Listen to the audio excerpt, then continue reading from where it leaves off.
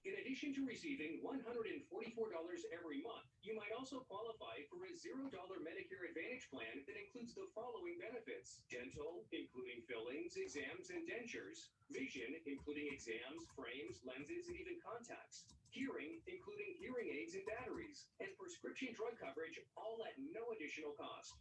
The Go Medicare Benefits Help Center is open now at 800-946-8120. Both the call and the consultation are 100% free with absolutely no obligation to enroll. Call the Go Medicare Benefits Help Center now at 800-946-8120. That's 800-946-8120.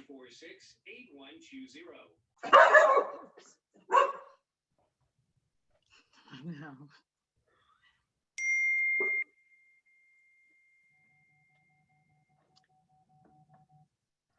Well, thank you all for coming.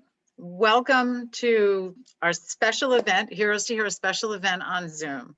And I'm sorry for all the noise, and hopefully my dog will take his bone and start behaving. My name is Judy Elias, and I'm the founder of Heroes to Heroes. And today is a very special day for us. Aside from Giving Tuesday, we have a special guest. But first, I'd like to tell you a little bit about Heroes to Heroes, why we're here, what we do, and why this evening is so important to us. When I was 16 years old, I had a lot of trouble. I was doing drugs. I was abusing alcohol. I ran away from home. And why did I do this? My father was a proud World War II veteran. Second Day Normandy, Battle of the Bulge, liberated concentration camp, but he never came home. As the daughter of a veteran who suffered from PTSD but didn't know what it was, I didn't understand why my dad was different, why he didn't finish college, why he wasn't really present in my life. Why it was very hard for my family to just be a family like all the other families I saw. You know, I loved my dad. You know, even though he's been gone a bit, I, haven't lost my love for him at all. I think my love is even stronger. But it was a very tough time. It was a very tough childhood. When I was 16 years old and ran away, I stayed in touch with my dad. And he called one day and he said, look, he said, we found an opportunity for you to go on US-wide pilgrimage to Israel. Would you go? And my first reaction was no, I want nothing to do with Israel, nothing to do with being Jewish. I'm finished with all this. And he said, Judy, would you please do it for me? Now, my dad lived 40 years of my life. He never asked me to do anything for him before then and never after. That caused me to stop. And I said, all right, I'll do this for you. The next thing I know, I'm in Israel and we're walking toward the Western Wall. And I had an overwhelming feeling of, I shouldn't be here. I don't deserve it. I cannot be here. And friends of mine said, you've got to go. And the tears came. And I just said, how can I put my hand on that wall after I've said and done and what I felt? But I did. And when I put my hand on that wall, my whole world changed. I didn't feel alone anymore. I felt like I had to be here. I had a sense of purpose. I came home, finished high school, went to college, raised my children as proud Jewish young men. And in 2001, my father passed due to a car accident on his way to a Jewish war veterans meeting. While we were sitting Shiva for him, one of his friends said, I always worried about your dad. I'm surprised he kind of went the way he did. We always thought he'd choose his time and place. He never opened up even to us veterans. And for the past 20 years, he's volunteered to help wounded veterans. And he never opened up. That stuck in the back of my head. I didn't really understand it at the time. And in December 2009, I was invited to Walter Reed Army Medical Center to visit our soldiers. I walked in that hospital As the mom of 2 boys, I left as the mom of every soldier in this country. What I saw haunted me, it haunts me to this day. Our veterans were afraid to come home. Our soldiers were afraid to come home. They were afraid what was waiting for them. They wanted to go back to Iraq, to Afghanistan. They didn't want to be home. And it hurt me as an American, it hurt me as a mom. And I said, I have to do something. I started volunteering for veterans organizations. I didn't really see, I saw some things that were great. I saw some things that weren't so great. And then I heard the suicide rate, 20 a day. At the time they were saying 22 a day. Now it's 20 or 17 a day, depending on whose numbers you look at. I said, this is a federal crime. Why aren't we dealing with this? And I started looking into suicide. And what I found from my research was so much of the suicide research came back to faith. People of faith are 5 times less likely to die by suicide. And I looked at the organizations. I said, why aren't we looking at this? And I thought back to the time I was 16 years old and I had lost all my faith. And that one moment in Israel changed and saved my life. And I thought to myself, what if I took veterans, no matter what faith they are, to Israel to have that journey? Would they choose life? Could we make a dent in the suicide rate? And in March 2010, Heroes to Heroes was born. Since March 2010, we've sent over 300 veterans on our life-saving program. We expected another 100 this year. We have over 600 veterans on our waiting list. We would like to double next year and make up for this year. So far, we have 8 teams planned, and God willing, Israel will open up, the US will open up, and we'll continue our program. This year, we've worked on our program online. It's been a lifesaver for so many, but the suffering is getting deeper and deeper as COVID continues, and the crises are becoming a little bit more intense than we're used to. So we just wanted to spend the evening. It's an exciting evening. We have a special guest who's going to talk about stories. And tonight is a night of stories and inspiration from our veterans. And the stories are so important. And I want to thank you for hearing my story. And right now, I'd like to introduce Pete Hegseth. Pete is a renowned TV anchor. He's former executive director of Vets for Freedom. He's a veteran, a proud veteran, and he's taken it upon himself to tell veteran stories. And at Heroes to Heroes, we really appreciate all you're doing, Pete. It's so important to get those stories out, so important to tell your own story. And I want to welcome you. Thank you for being here.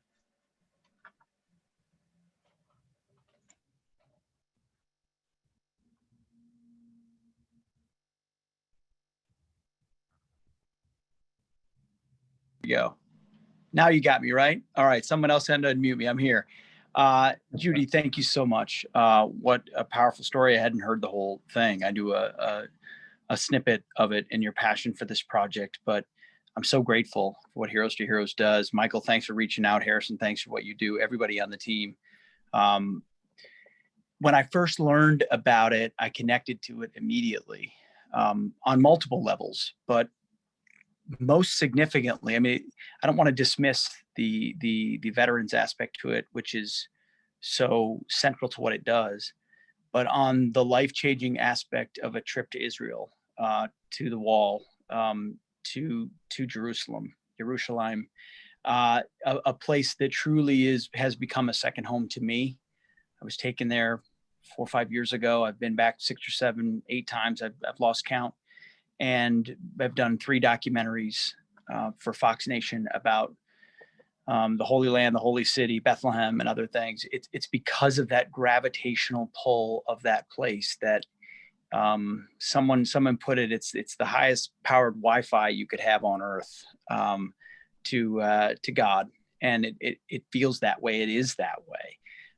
It is the lodestar of faith and purpose, and being there restored my faith. Not that it wasn't there, but that it grounded it in its full spiritual reality of the place and the people and the truth of our Judeo-Christian values. And so couldn't be more committed to how significant it is to being there and seeing it. I'm going to get my kids there as soon as I can. And then when I realized what you were doing with bringing veterans there, many of which come from faith-filled homes, whether that's what they still are a part of. A lot, and I know for me, it's a part of the residual of where they came from. Patriotic, hardworking, faith-filled homes. They put their lives on the line for the country. They did extraordinary things as ordinary men and women who got extraordinary training in far-flung places, and that rattles your cage. Rattled mine. I've done 3 tours, 2 in combat or in combat zones. And the one that was a real combat tour for me altered the trajectory of my life forever. I came back an entirely changed person because you're exposed to sheer and raw humanity, to the fallen nature, to evil, to sacrifice, to things you're not emotionally prepared for, regardless of how prepared and trained you are. And you come back into a vortex of what feels like nothingness. And I don't think that's hyperbole. I think you look around our culture and it is a lot of vapid, silly, stupid things that we value as a culture. And when you've done what you've done with the brotherhood that you have, for the sense of purpose that you have, it's really hard to find grounding when you come back or want to care about things that now feel very empty and shallow and superfluous. And finding a way to reconnect is really difficult. For me, I've found that peer-to-peer, guy to guy, warrior to warrior, story to story is so significant. And I did trips to Israel with groups of people who were not vets. I can't imagine what it would be like to go with your brothers over there, sharing the purpose of the battlefield with the purpose of the place. That's why I can't wait to go on one of these trips. Count me in whenever I can. I would be honored. I would love it. I'm not well versed enough yet to lead any tours, but I'm happy to go along for any. It's an amazing concept, and I'm so proud of what you built. And I know how hard it is to build an organization. And I do my best at Fox and at Fox and Friends to try to elevate the stories of vets in our military. There aren't many vets, let alone post 9/11 vets in the media today. You know, the media types, they're sort of East Coast, Ivy League, whatever, journalist school types, and they're fine, whatever. But that's their background. That's their world. It isn't grounded in a lot of the things vets and military folks face. So I take very seriously the responsibility of trying to give voice to not just our generation, but all vets. You should see my inbox and my text stream during the show when we're talking about vets and military stuff, because half of it is guys I served with telling me how wrong I am on something, or how I got to correct this detail or get this right. It's wonderful. I love it. They're like, hey, Pete, the Navy SEALs don't do that. They do, but I use it all to try to make sure I get it right and properly represent the service of people who deserve for me and for others to get it right. And that's where my book, which you alluded to, Modern Warriors, comes into play. It is a passion project for me. Thankfully, it's been very well received. I think this week it'll only be number 2 to Barack Obama's book. We'll see. But my last book came out like 6 months ago and lost to Michelle Obama. So I can't beat the Obamas. It is what it is right now. But anyway, it resonated, I think, so much for people because people are looking for raw, authentic, real stories of the guys that have been there, that have done the dirty work, that have done the heavy lifting. And the reason I started the Fox Nation series that the book is started on is because I host Fox and Friends. I love it. But often I'll find myself left unsatisfied when a 3.5-minute segment is done with a Medal of Honor recipient or an Army Ranger or a Green Beret or a Navy SEAL, and you're inspired by it, but all you've done is scratch the tippy top of the surface of what they've done. It's not even close. And so we started the series on Fox Nation called Modern Warriors. And I said, it actually started because I spent some time with some tier 1 special operator guys in New York City who were visiting Fox, and we went to the bar and we spent way too much time there. because they started telling the stories. And I thought, if these guys could tell these stories this way, people would really get it, and they would resonate with it, and they would appreciate it, and they'd be proud of America, and they would thank these guys even more, and it would have a cascading effect. And so we started Modern Warriors, the show, with the concept of just, let's get 4 or 5 guys in a room. Let's get them comfortable, beer in their hand. They're talking to each other like brothers. I ask a few questions, and then I fade into the background. And the stories flow, the smells, the sounds, getting on the helicopter, bullets whizzing by you. What's it like in the team room when you're planning? What's it like afterwards? How do you deal with grief? How do you manage sacrifice? And what's the brotherhood like? And how do you transition home? I mean, it's amazing, to your point, Judy, how often the conversations quickly gravitate to one of the biggest challenges I ever had was coming home and finding my second chapter of purpose. Like, I just wasn't ready for that. I was ready to walk out on patrol. I was ready to risk my life. And then I came back, and it was a blank slate, and who I was before is not who I was now. And I was lost. And they all in the book share their own sort of stumbling, oftentimes really difficult, oftentimes, alcohol fueled path to finding the next chapter of purpose. And so the book is raw, it's real, it's not politically correct, it's gallows humor, it's all the things from the guys who have been there, and they relate to each other. And I'd like to think it's one of the more real renditions of our modern warriors, and that's why we called it Real Stories from Real Heroes. I wrote the book, but I really just transcribed conversations, and that's it. And I think that's what people really want to hear from. So I appreciate you. I hope people check out the book and give to the organization through it. But it really is just a reflection of the same mission you guys have, of educating people about who the real 1% are, the real 1% of America who put it all on the line for us and do multiple deployments and don't ask for a thank you, who they are and what can be done, the skill sets they have and the value they have that is so undervalued in a culture that doesn't understand it. But it's really not even that. It is that. Yeah, employers can know more and other people need to be educated. It's true. But I wrote the book with a very keen eye toward other veterans who would pick it up as well. Yes, I want civilians to read it, and I want veterans and military families to read it, and supporters to read it, and patriots to read it. But I want a vet who picks it up and walked in those same boots in those same dusty places to connect to the reality of their conversations and say, I'm glad my story is being told. It's like the same time I see a Medal of Honor recipient have a medal put around their neck in the White House. That's not my medal, but that is the medal for our generation. And it represents all the things that so many people did. And I'm proud of that person because I'm proud of all the men and women that did those things. So this book is very similar to what you do. You are attaching people to purpose, and not just sort of secular purpose, but the real purpose, the purpose. When I look at all the problems we have in our culture, they're all connected to the fact that we've removed God from our lives and our institutions and our culture and our education. And connecting vets again with that. I didn't know the stat that they were 5 or 6 times less likely to commit suicide if they're people of faith. I hadn't heard that before, but it doesn't surprise me one bit, because if you know where your kingdom really is, then you find the next chapter here on earth to fight through the demons that you brought home from the battlefield. So God bless you guys for everything you're doing. I hate to do this, and when I watch Fox and Friends, I see you guys having to do it when someone's going over a little bit. So overtime, you're supposed to yell rap. You're supposed to yell rap. I can't believe I have to do it. I'm sorry. No, I'm glad. I was looking up at the clock. I knew I was tight on time, so I'm used to it. No, right. I'm a Fox and Friends guy. No one done is done.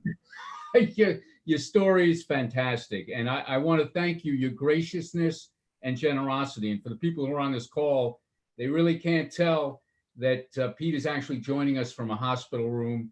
And it's phenomenal that your selflessness in joining us tonight is. Well, I appreciate it. My son is right here. He's doing great. He's recovering, but yes, I am in the hospital. But I wouldn't miss this for the world. So thank you. Well, thank you. And, hopefully you'll hang around as long as you can, but I certainly understand if you can. I'll put it on mute. I'll probably take the camera off, but I'm going to be listening. All good. All good. Awesome. So now, thank you, guys. Thank you. Thank you for everything. So what I'd like to do now is I have the honor and the privilege of introducing someone I've known for about 6 years since I've joined the organization. He's now the program development manager for the organization. He's been a coach on Team Journeys. He's one of the spokesmen for the organization, but he's also a member of Team 2. So we've sent close to 30 teams to Israel, and Harrison was a participant on Team 2. He's truly an inspiration, somebody that I feel honored to be able to call a friend, and he's got an incredible story that he is now going to share. So with no further ado, I'd like to let Harrison Manyoma jump on and take over. Thank you so very much, Mike. I really appreciate you and your warm welcome and introduction. Thank you so much to each and every one of you. I look at your faces and I see different people from maybe different walks of life, but hoping that at the end of this, that we all are on the same mission. I pray that we all look forward to doing more and show the truth that's really in our hearts. And if you don't mind, I wanted to share a video for a moment before I start speaking to you, and that's okay. I'll go ahead and get that started.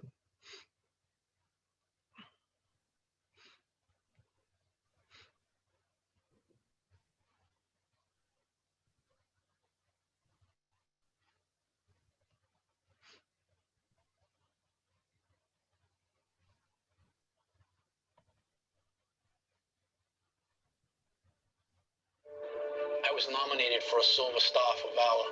I have numerous combat injuries and a Purple Heart. I don't know how to convey to somebody who hasn't done what I've done, what I feel. Heroes to Heroes understands that the U.S. alone can't deliver the kind of healing and renewal that many of our wounded combat vets need. We bring them to Israel and help them form relationships of unconditional acceptance and support with IDF vets. We trained so hard to go to war. We put everything in it, but never trained how to come back home. They're afraid to say, I hurt. Meeting Israeli soldiers, it's amazing. For U.S. veterans, regardless of their religion, the journey to Israel is a spiritual one. Yes. Many describe it as a rebirth. I've gone through the medical, through the Army, and through the VA, and that's helpful. We get treatment for that. But the spiritual release that Heroes to Heroes provided is really second to none. This is where Israel has something truly unique to offer them. The Heroes to Heroes program highlights that special bond between Israel and the United States. Soldier to soldier. I'm not Israeli. You're not American. But that bond was instant. Say, sababa. Sababa. Heroes to Heroes gives them the opportunity to connect. To be able to bond with my Israeli friends, to help both Israeli veterans and American veterans move forward, to see that there is something at the end of the road. It's a gift from Israel to America. He was diagnosed with PTSD. It was destroying our marriage. Heroes to Heroes helped. The trip he took to Israel brought a relief for Dave. We're expecting a baby right now. We are ready for our family to move on. It's a chance to come together, a chance to heal, and a chance to form an unbreakable bond that will last a lifetime. My friends are on the wall. I can't come here. I haven't been in. Every time I look on these names, I say to myself, what will happen if we won't have any more place to put any more names? And I said, shit, I don't want a place to put names. I don't need names anymore in this wall. It's enough. We don't have any more names. We don't need place for more names. We have to look for peace. Don't put any more names. How many names? Too many.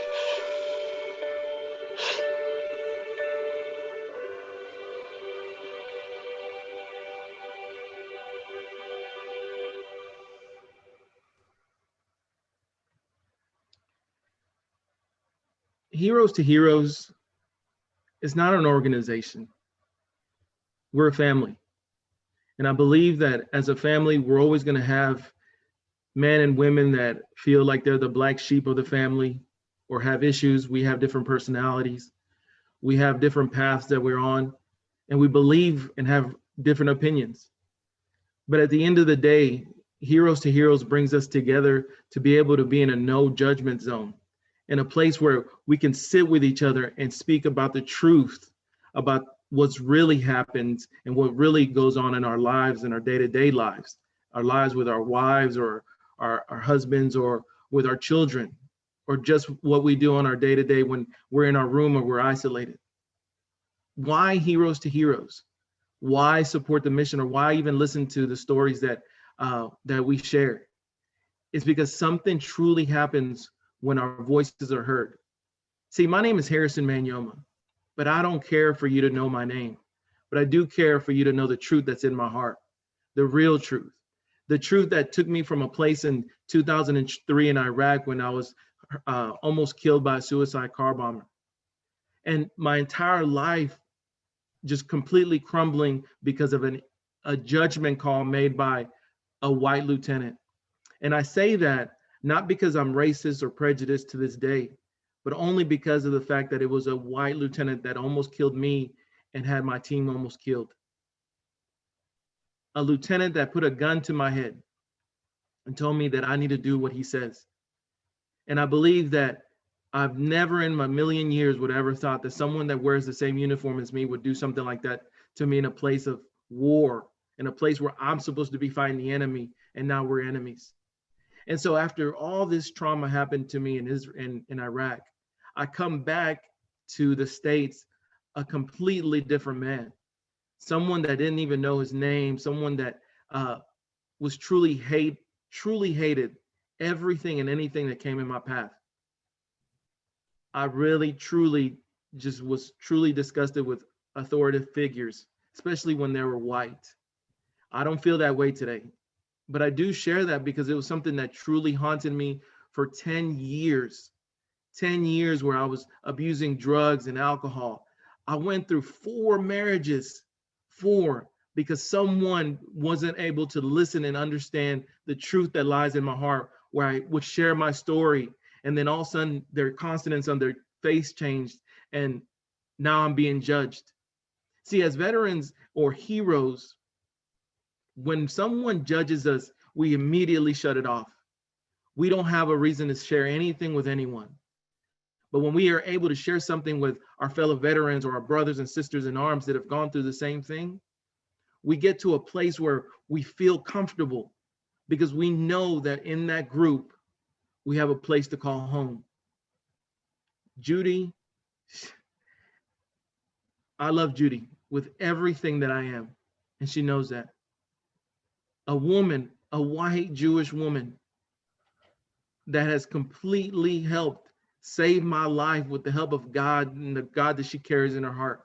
Someone that doesn't look like me, but has a passion to save men and women that have the same skin color as I do, that have a heart to do what's right in this world. I'm Christian and I believe in Jesus Christ. Judy, she believes in something completely different, but she calls me her son, someone that doesn't even look like she does, but she calls me her son. And that's what Heroes to Heroes is all about. See, going through war completely transformed my life, but getting a phone call in the middle of me putting a gun to my head and getting ready to commit suicide while my kids were at school, being drunk and having taken all my drugs and all my pills so that I wouldn't feel the pain anymore. I went to pull the trigger, and at that moment, I completely felt a sense of urgency to ask God one more time if he could show me who he was, because I was in a place where I didn't believe anything anymore.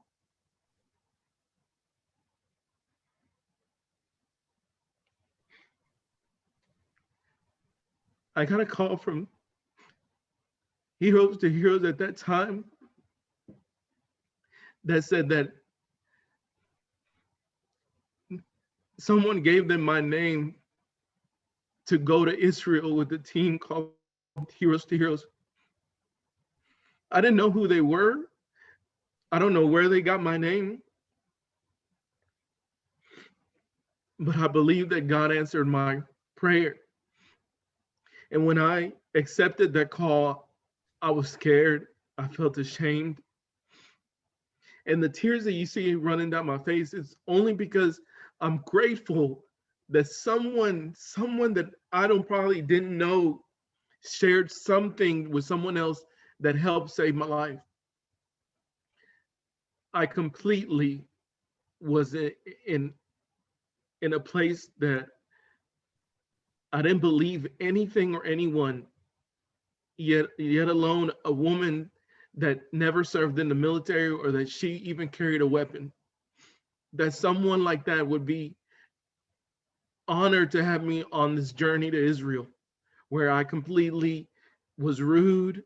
I cursed her every moment that I had because I didn't trust white people, especially a person that never donned a uniform. We go to Israel, where I'm with brothers that have gone through almost the same things that I've gone through. And Judy never, not one time, changed the look on her face when she spoke to me. She always told me, Harrison, be selfish. This is a time for you. You take in everything and anything from this place, because if you have an open heart and you have an open mind, there's something here that I believe that will help you and help the things that you're going through. And the third day there, we visited the Western Wall. And that, I truly believe, where my breakthrough happened. Placing my right hand on the wall and praying the same prayer that I prayed when I had a gun to my head, the Lord answered my prayers yet again. Because if you see my arm, I have third-degree burns where I couldn't use my hand at all, where I had to take a shower with my hand over my head, or I couldn't get in the pool, or I couldn't sweat or run because the pores would just cause my arm to feel like there were needles or someone was stabbing me with knives. But at that moment at the wall, a sensation went across my body and my arm, and the pain was gone. I don't know what it was. I felt someone put my heart back together. And the first person that I saw was Judy. And she told me that something about me has changed. From that moment, I believed and trusted that Heroes to Heroes was a place where you can grow and truly find healing. You can truly find forgiveness, and you can truly find your faith. I'm here today because I'm one of many that have been able to go through the journey to Israel and look forward to helping another hero. But there's many that are losing their lives every day. And today, like many other days, I never like to be thanked for my service. And I don't want you to thank me for my service.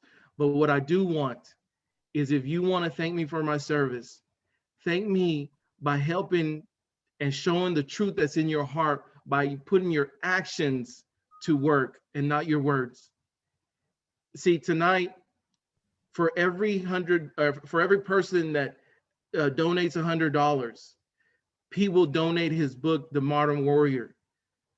You can go and donate at heroestoheroes.org.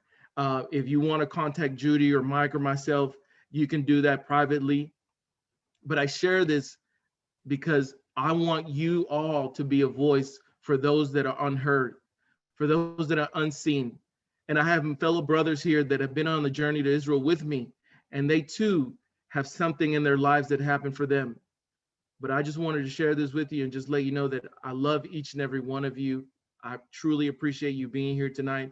And I thank you from the bottom of my heart that each and every one of you has a place in our hearts and a place to be able to move forward and let your actions speak your truth. God bless you.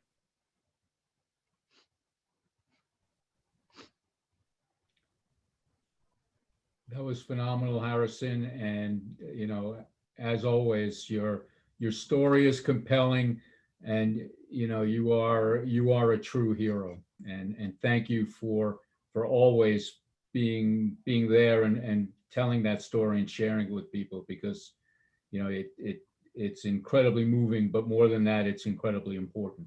So thank you. Thank you, Mike. Judy,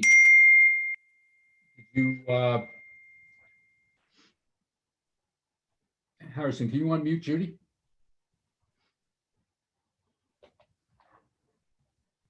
Am I Mike, you can. Can I? Let's see.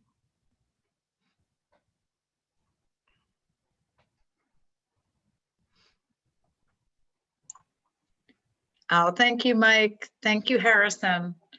And thank you all for being here. It means so much to us. It means so much, I know, for our veterans to be heard. And thank you, Pete. Your book will help so many be heard. And all of you taking your time. I know how busy this month gets and coming off of Thanksgiving, and you have so many other opportunities. So thank you all. We're going to end the meeting now. And anytime, please reach out, heroes2heroes.org. Might reach out to me directly, Judy at heroes2heroes.org, Harrison at heroes2heroes.org. Thank you so much, and have safe and healthy holidays. And we hope to hear from you, and have a good night. Thank you. Thank you so much.